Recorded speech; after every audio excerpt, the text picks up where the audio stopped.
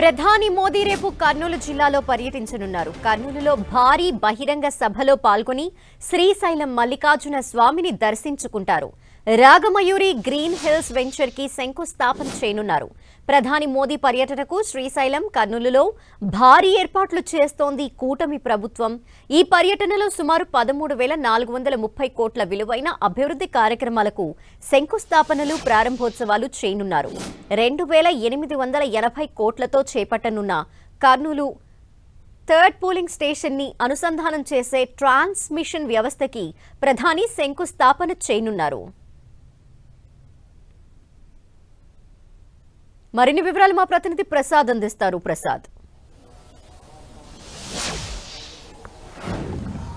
ధనలక్ష్మి, ప్రధాని నరేంద్ర మోదీ, రాష్ట్ర ముఖ్యమంత్రి చంద్రబాబు నాయుడు కర్నూలు ఉమ్మడి జిల్లాలో పర్యటనలో మొత్తం ఇప్పటికే అన్ని ఏర్పాట్లు సర్వం సిద్ధం చేయడం జరిగింది. దీనికి సంబంధించి ఇప్పటికే గత 4-5 రోజుల నుండి రాష్ట్ర మంత్రులంతా ఇక్కడే ఉండి పర్యవేక్షణ చేస్తున్న సందర్భం కనిపిస్తూ ఉంది.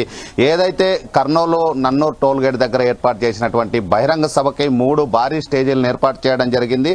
ఆ స్టేజీలకు సంబంధించి 3 లక్షల మంది జనాభాతోన భారీ బహిరంగ సభ నిర్వహించే అవకాశాలు ఉన్నట్లు స్పష్టంగా అర్థమవుతుంది. ఇప్పటికే మొత్తం కేంద్రానికి సంబంధించిన భద్రతా బలగాలు, అదేవిధంగా రాష్ట్రానికి సంబంధించిన భద్రతా బలగాలు శ్రీశైలము, కర్నూలు నగరాన్ని వాళ్ళ ఆధీనంలోకి తీసుకోవడం జరిగింది. ఎక్కడ కూడా అవాంఛనీయ ఘటనలు చోటు చేసుకోకుండా భారీ బందోబస్తు ఏర్పాటు చేయడం జరిగింది. కర్నూలు నగరానికి సంబంధించి 7,000 మంది పోలీసులతో బందోబస్తు ఏర్పాటు చేయడం జరిగింది. అదేవిధంగా శ్రీశైలం బ్రహ్మరామని మల్లికార్జున్ని దర్శించుకునే సందర్భంలో అక్కడ 3,000 మంది పోలీసులతో భారీ బందోబస్తు ఏర్పాటు చేయడం జరిగింది. ఎన్హెచ్జి, ఎస్హెచ్జి, స్పెషల్ పార్టీ పోలీసులతో మొత్తం నల్లమల్ల అటవీనంతా జల్లెడబడుతున్న సందర్భం కనిపిస్తూ ఉంది. ఏదైతే నరేంద్ర మోడీ రేపు ఉదయం 8 గంటలకి ఢిల్లీ నుండి బయలుదేరి కర్నూలు ఎయిర్పోర్ట్ కి చేరుకుంటాడు. అక్కడి నుండి శ్రీశైలం బ్రహ్మరామ మల్లికార్జున దర్శనానికి అక్కడ ఉన్నటువంటి సున్నిపెంట ఎల్పాడ్కు చేరుకుంటాడు. అక్కడి నుండి శ్రీశైలంలో ఉన్నటువంటి బ్రహ్మరామ మల్లికార్జున దర్శన అనంతరం